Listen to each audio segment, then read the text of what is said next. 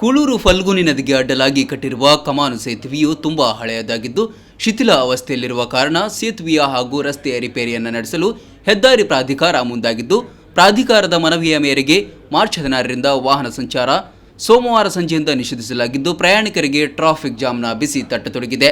ಉಡುಪಿ ಮಂಗಳೂರು, ಮಂಗಳೂರು ಉಡುಪಿ ಎರಡೂ ಕಡೆಗಳಲ್ಲಿಯೂ ವಾಹನವನ್ನು ಸರತಿ ಸಾಲಿನಲ್ಲಿ ಬಿಡಲಾಗುತ್ತಿರುವುದರಿಂದ ಕಚೇರಿ ಕಂಪನಿಗಳು ಬಿಡುವ ಸಮಯದಲ್ಲಿ ಸಂಚಾರದಲ್ಲಿ ಕಳೆದ 2 ದಿನಗಳಿಂದ ವ್ಯತ್ಯಯವಾಗುತ್ತಿದೆ. ತುರ್ತು ಆಂಬ್ಯುಲೆನ್ಸ್ ಸಾಗಾಟಕ್ಕೂ ತೊಡಕಾಗಿದ್ದು, ಇಲ್ಲಿ ಪರ್ಯಾಯ ವ್ಯವಸ್ಥೆ ಇಲ್ಲವಾಗಿದೆ.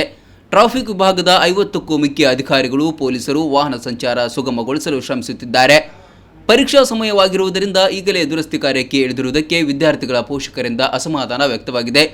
ಟ್ರಾಫಿಕ್ ಜಾಮ್ನಲ್ಲಿ ಅವಸರದ ಡ್ರೈವಿಂಗ್ನಿಂದಾಗಿ ಸಣ್ಣ ಪುಟ್ಟ ಅಪಘಾತಗಳು ನಡೆಯುತ್ತಿದೆ.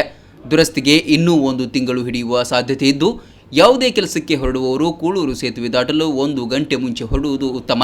ಸೇತುವೆ ದುರಸ್ತಿ ಆಗುವ ತನಕ ಕೂಳೂರು ಹೊಸ ಸೇತುವೆಯಲ್ಲಿ ಈಗಿರುವ ಏಕಮುಖ ರಸ್ತೆಯನ್ನು ದ್ವಿಮುಖ ರಸ್ತೆಯನ್ನಾಗಿ ಮಾರ್ಪಾಡು ಮಾಡಲಾಗಿದ್ದು, ಕೂಳೂರು ಹೊಸ ಸೇತುವೆಯಲ್ಲಿ ಉಡುಪಿಯಿಂದ ಮಂಗಳೂರಿಗೆ ಸಂಚರಿಸುವ ಲಘು ವಾಹನಗಳು ಹಾಗೂ ನಿತ್ಯ ಸಂಚರಿಸುವ ಪ್ರಯಾಣಿಕ ಬಸ್ಸುಗಳಿಗೆ ಮತ್ತು 6 ಚಕ್ರದ ಸರಕು ಸಾಗಾಣಿಕಾ ವಾಹನಗಳಿಗೆ ಮಾತ್ರ ಸಂಚರಿಸಲು ಅವಕಾಶ ನೀಡಲಾಗಿದೆ.